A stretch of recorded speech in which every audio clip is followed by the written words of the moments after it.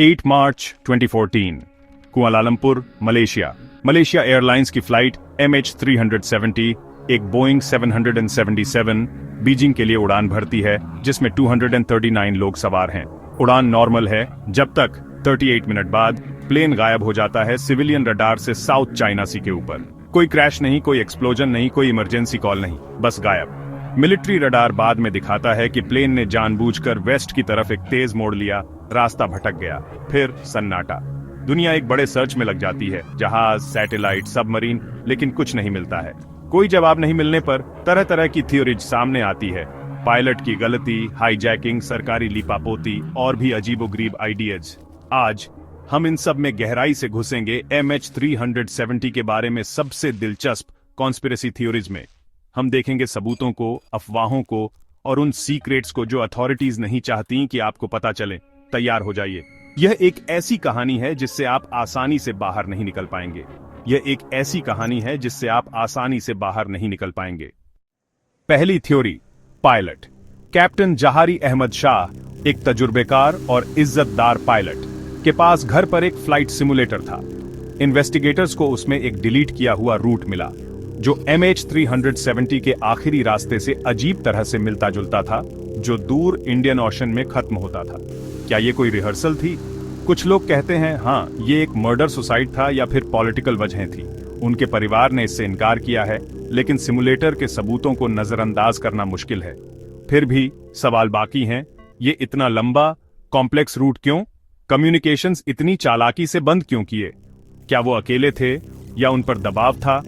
Pilot की theory डरावनी है और इसे पूरी तरह से खारिज करना नामुमकिन है।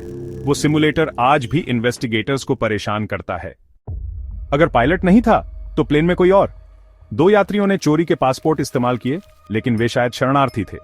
और भी दिलचस्प बात, फ्री स्केल सेमीकंडक्टर के 20 कर्मचारी जो क्लोकिंग और मिलिट्री टेक के एक्सपर्ट थे, प्लेन में थे।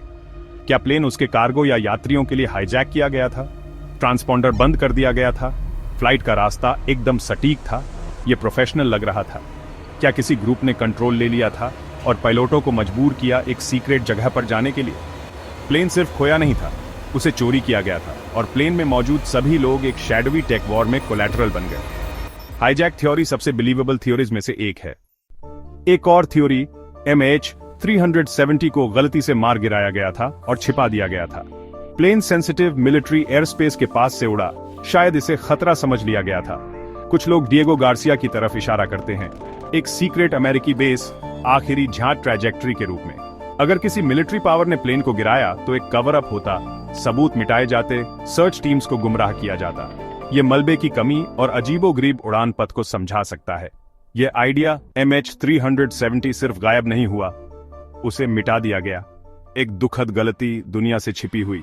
क्या हो अगर प्लेन को रिमोटली हाईजैक किया गया हो? बोइंग ने एक सिस्टम को पेटेंट किया था जिससे ग्राउंड कंट्रोल पायलटों को ओवरराइड कर सके। जूशो कभी इंस्टॉल नहीं किया गया, पर कौन जानता है। थ्योरी ये है कि एक दुष्ट एजेंसी ने रिमोट कंट्रोल को एक्टिवेट किया, पायलटों को लॉक कर दिया और प्लेन को गायब कर दिया। फ्लाइट की सटीकता कंप्यूटर कंट्रोल का सुझाव देती है। पायलट बेबस देखते रह गए जब उनका प्लेन एक घोस्ट शिप बन गया। कोई कॉल नहीं, कोई संघर्ष नहीं, बस सन्नाटा। एक डिजिटल हाईजैक चिलिंग एफिशिएंसी के साथ अंजाम दिया गया। अब सबसे अजीब थ्योरी, एलियंस की। वायरल वीडियो में ऑब्स दिखे MH370 को घेरे हुए उसके गायब होने से पहले।